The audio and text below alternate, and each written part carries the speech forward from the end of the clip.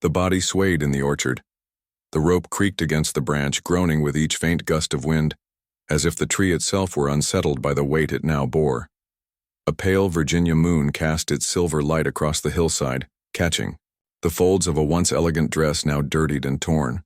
Shoes dangled loose, slipping from feet that would never touch the soil again. The air was heavy, almost suffocating. It carried the sweetness of apples bruised underfoot, their juices spilling into the soil and mixing with the sharper tang of lantern smoke. Cicadas droned from the tree line, a ceaseless chorus that seemed to mock the silence of the people gathered below. They stood still, their faces caught between shadows and firelight, eyes wide, lips pressed shut. No one dared to speak. No one dared to move. The harvest festival had been full only moments earlier, filled with music, laughter, the clinking of glasses raised in toast. Guests in silks and coats had danced beneath lanterns strung from branch to branch, their feet pounding against the grass in step with the violins. For the enslaved, the night had been another performance of forced smiles and endless labor, serving food, carrying wine, keeping to the edges of light where they were both visible and invisible at once. But now the music had collapsed into a silence so deep it smothered the orchard. The fiddler's bow still hung in midair. Plates lay abandoned on the long wooden tables, flies already gathering to their feast. The laughter had been torn away in an instant, replaced by whispers that could not escape the throat, choked back by dread. And there, on the edge of the lantern glow, stood Esther. She was not announced, not introduced. She did not step forward or claim her act. She simply stood, her figure half hidden in shadow, her gaze fixed on the body swaying against the night sky. Her hands, calloused and scarred from years in the fields, hung loosely at her sides. Her face was unreadable, calm, unshaken, though her silence spoke more than screams ever could. Those who looked at her felt the truth in their bones. She had done this. The fragile mistress of the house, known for her cruelty, now swung lifeless from the apple tree. And Esther, the woman no one saw except to order or to punish, had seized the night and turned it inside out. This was no accident, no drunken stumble, no misstep upon the festival grounds.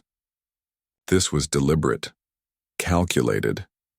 Years of pain and humiliation tightened into a single knot of rope and hoisted into the air. The orchard itself seemed to tremble under the weight of it. The apples glistened in the moonlight, their skins splitting, with ripeness, the scent almost sickening now. Lantern flames flickered as though recoiling from the sight. Every soul present knew something unthinkable had happened, something that could not be undone.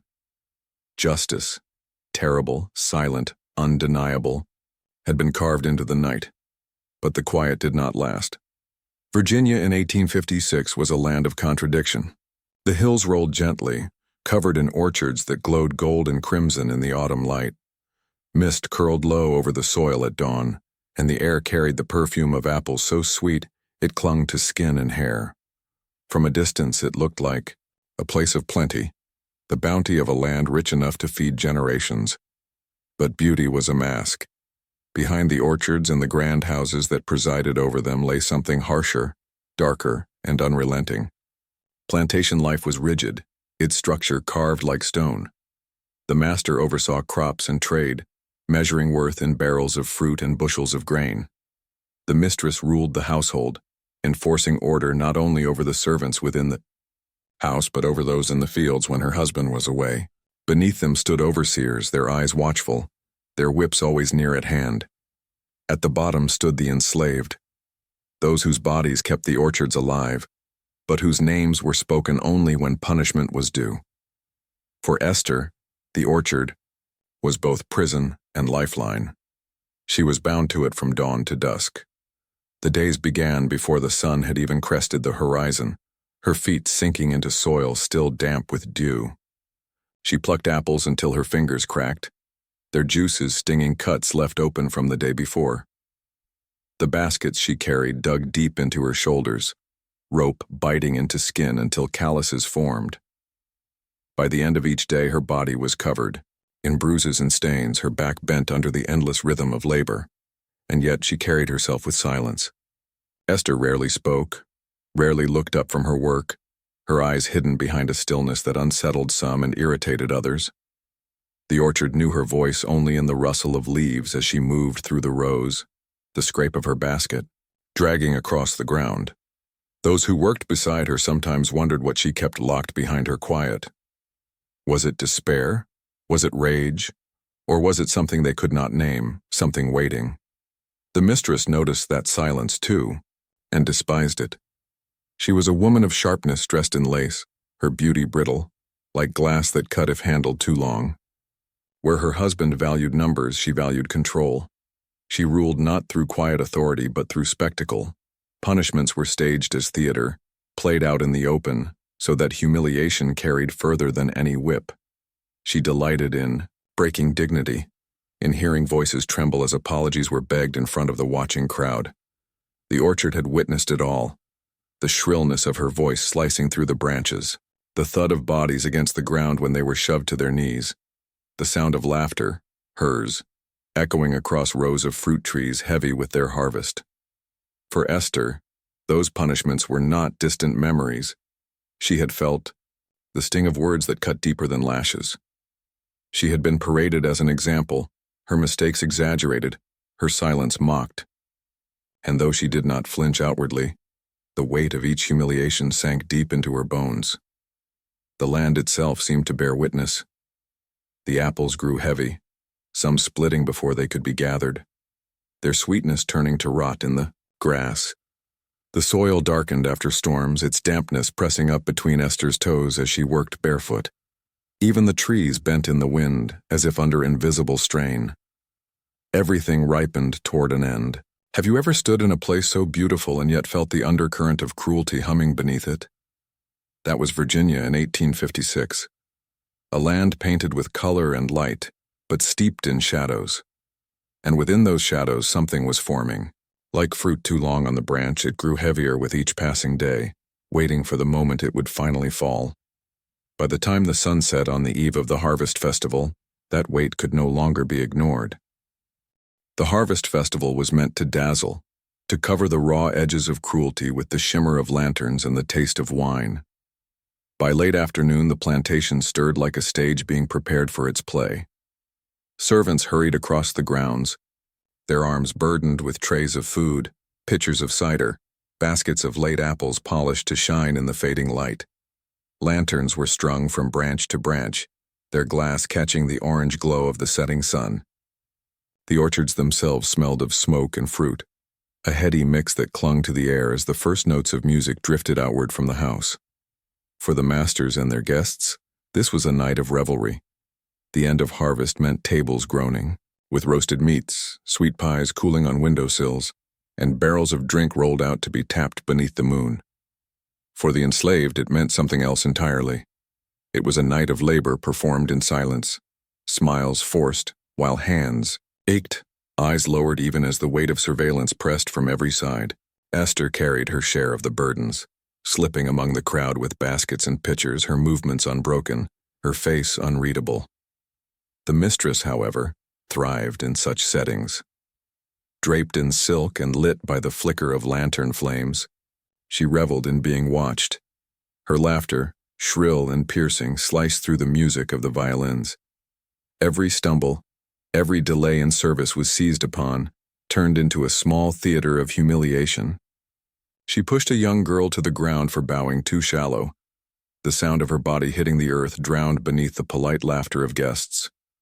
An old man carrying cider faltered when his leg gave way, and the mistress mocked him openly, mimicking his limp while her friends clapped and smirked. Each cruelty cut deeper than the last, not only to those suffering in the moment but to those forced to watch. Esther's chest tightened as though each blow landed on her own body. Her breath grew sharp in her throat, her hands curling around, the basket she carried until her knuckles burned white. The night smelled suddenly sharper, the sweetness of apples turning sour as bile rose unbidden in her throat. She moved with practiced stillness, yet inside something pressed harder and harder against the walls of her silence. Beyond the glow of lanterns, the orchard waited in its own kind of shadow.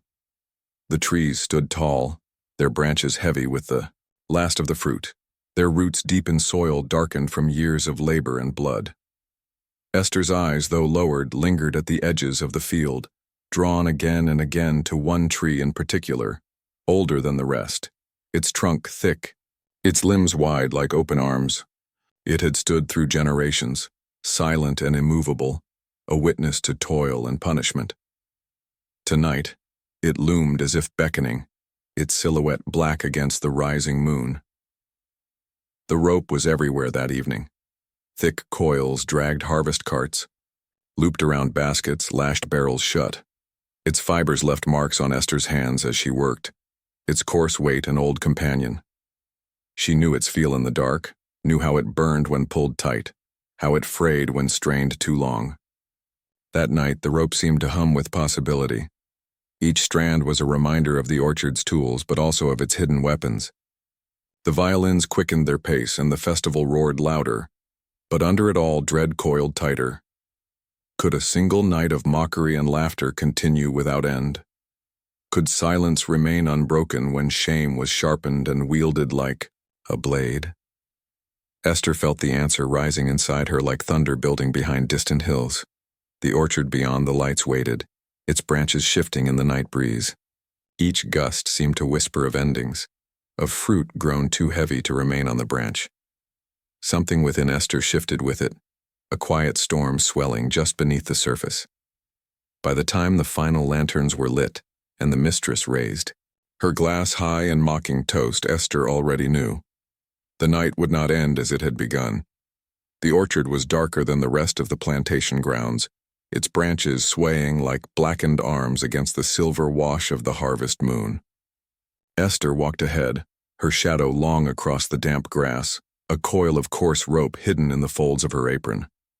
Behind her, the mistress's voice rang sharp, laced with irritation, the way it always did when wine loosened her cruelty. She called for more apples, more servants, more deference. She never noticed how the orchard path bent away from the lantern glow, how the music of fiddles and laughter dimmed into silence. The night insects hummed low, a choir of unseen witnesses. The smell of overripe fruit mingled with the sharper scent of crushed leaves beneath Esther's steps. Her hands were steady as they closed around the rope, her palms raw from years of labor, her grip unyielding. The mistress's heels clicked across the soil, her skirts rustling like wings caught in brambles. A sigh of wind stirred the trees, as though the orchard itself inhaled. When the mistress reached the clearing, her voice shifted, no longer commanding, but questioning. Why here? Why now? Esther turned, her eyes fixed on her tormentor with a calmness that chilled more than rage ever could. In that look lay years of humiliation, lashes and midnight tears pressed into straw pallets. The mistress faltered, sensing something she could not name. The rope arced upward, thrown over the gnarled limb of the orchard tree. Its coarse fibers scraped bark, whispering against wood like a secret exchanged. The mistress gasped, her hands fluttering to her chest. She demanded explanation, demanded obedience, but each word seemed smaller, weaker, as though the orchard swallowed sound itself. Then came the sudden movement, Esther stepping forward, hands firm, the rope a weapon of judgment rather than labor. The mistress staggered backward, skirts tangling around her legs. Her voice cracked, breaking into shrill cries that carried no authority. The night did not bend to her anymore. The enslaved did not bow here. The rope tightened. Esther's arms strained, muscles burning with years of suppressed fury turned into singular purpose.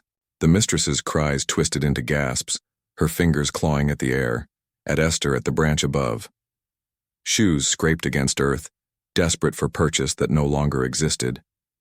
The orchard filled with the sound of struggle, fabric tearing, breath hitching, the groan of rope under weight.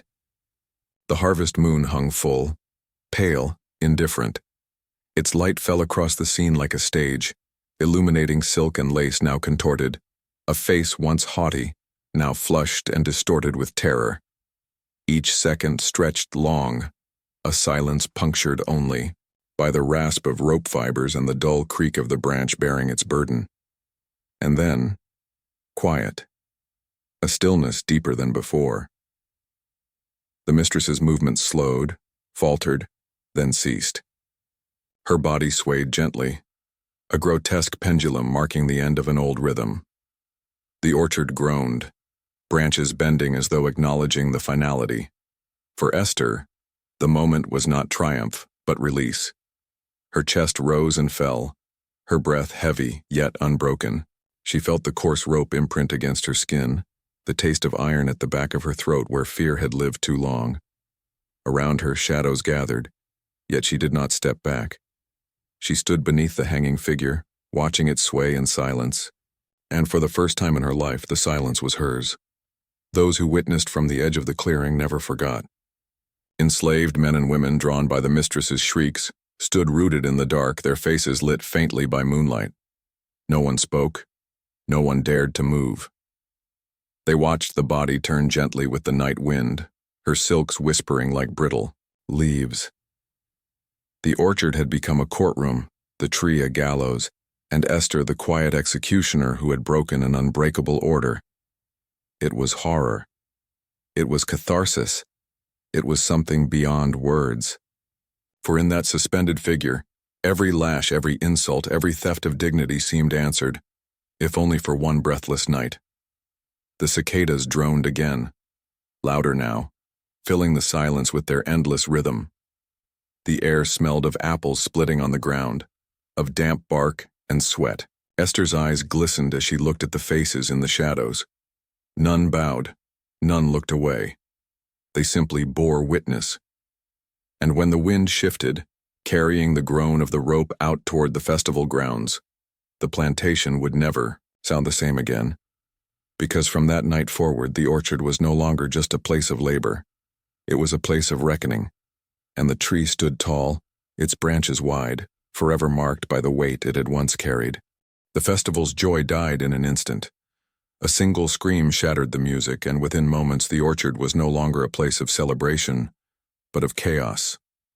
Lanterns slipped from trembling hands, tumbling into the grass where their flames sputtered against damp earth. The violinists froze mid-stroke, their bows hanging useless in the air. Voices rose in gasps, then in shouts, a cacophony of horror spilling into the night. At the center of it all, the mistress's body swayed in the moonlight, her silks fluttering like torn banners in the wind. The rope creaked with each movement, a sound so stark it drowned even the panicked cries. Guests stumbled backward, tripping over baskets and benches, their fine shoes muddied by overturned cider and fruit crushed into the soil. The harvest feast lay abandoned, the scent of spiced cakes and roasted meat mingling with the sour rot of fallen apples and the faint iron tang of fear. The enslaved stood at the edges, silent. Their faces flickered in the failing light, eyes reflecting both terror and something deeper, a secret exhilaration too dangerous to name. For years their backs had bent beneath lashes, their mouths had been forced into silence. Now they watched as the order of things for one fragile moment trembled on its foundation. Did they dare feel pride? Did they dare believe the orchard itself had risen against its mistress? The planters shouted for order, for vengeance. Men ran for torches, pistols, and hounds. Women clutched at pearls and crosses, whispering prayers, as though the devil himself had descended upon their gathering. They called Esther's name, their voices filled with fury, not fear. Yet no one answered. Her shadow had vanished into the trees, swallowed by the same orchard that had concealed her act. Some swore they saw her taken, dragged by overseers toward the quarters. Others whispered she fled into the marshes, her footsteps guided by the moon. A few believed something stranger still, that the earth itself had hidden her, the orchard claiming her as it had claimed the mistress. Whatever the truth, Esther was never seen in daylight again. The days that followed were thick with suspicion and grief. Overseers scoured the land, dogs sniffing through fields and swamps, but the trail dissolved like mist at dawn. Whispers traveled faster than fire, carried in kitchens, whispered over washtubs, murmured beneath the drone of insects at night. Every version of her fate grew more vivid in the telling. Some spoke of capture and a death too brutal to imagine. Others claimed she walked free, watching from shadows, untouchable. Yet one truth remained. The orchard was no longer the same. Its branches, once laden with fruit, now carried a memory heavier than any harvest. Workers stepped beneath its limbs, with bowed heads unable to meet the sight of rope burns etched deep into bark. Even the air there seemed changed, heavy, reluctant to stir. Nothing grown in its soil was ever eaten without someone recalling the night of judgment. For the masters, it was a place of fear, avoided in the evenings when moonlight cast its pale glow across the clearing. For the enslaved, it was something else entirely. A place of grief, yes, but also of quiet pride. A reminder that the powerless could, for one terrible night, shape fate with their own hands. The festival ended not in song but in silence. A silence that echoed long after the guests departed. And though the music would one day return, it never carried the same ease again. Each note seemed haunted, each celebration shadowed by the orchard's ghost. By the time dawn broke, the plantation was no longer laughing. It was watching, listening, waiting. And in that waiting, a question lingered like smoke. Had Esther been destroyed, or had she slipped into legend? Time moved on, but the orchard never let go of its memory. The tree stood at the center of it all, gnarled and crooked, its bark darkened where rope once bit deep. In every autumn wind, its branches seemed to whisper, carrying the faint echo of creaking fibers and muffled cries. Some swore the air around it held a taste of iron, as if the soil itself had swallowed too much sorrow to ever sweeten again. Among the enslaved, Esther's name became both warning and prayer. Spoken softly, passed in kitchens and fields, it carried two faces, fear of the punishment that followed, and reverence for the courage it took to strike back. Children were hushed when they repeated it, but their eyes lit with something their elders dared not name. To the masters, she was not a woman but a shadow, proof that silence could rupture without warning, that obedience was never guaranteed. Her act hung heavier than her mistress's body ever did, unsettling every laugh that echoed too freely in the big house. The story spread beyond the plantation, carried on the lips of traders, whispered in hymns and work songs, hidden in the pauses between verses. Some claim the apples from that tree grew bitter, their sweetness spoiled by memory. Others said the ground itself had hardened, refusing to yield as before, as though it had taken Esther into its roots and would not let her go. At night, beneath the harvest moon, whispers grew into visions. There were those who swore they saw a figure at the tree's base, not the swaying body that once marked the orchard, but the woman herself standing tall, her eyes fixed on the horizon. A sentinel of vengeance waiting. Were these only tricks of shadow, or did the land carry her forward, unwilling to release what had been done? Legends live where history fears to linger. Esther's story did not make its way into ledgers or records, but it settled in bones and blood, in the silence of gatherings where no overseer could listen. Her act was terrifying, yes, but it was also liberating, proof that even within chains a single will could bend the night itself. And so the orchard became more than a field of labor. It became a monument, grim and unmarked, to what happens when cruelty ripens past endurance. Whether Esther perished or escaped, her memory was grafted into the land, inseparable from its harvest. When you hear the rustle of branches in the dark, when you see a tree sway though no wind stirs, ask yourself, is it only nature or is it memory?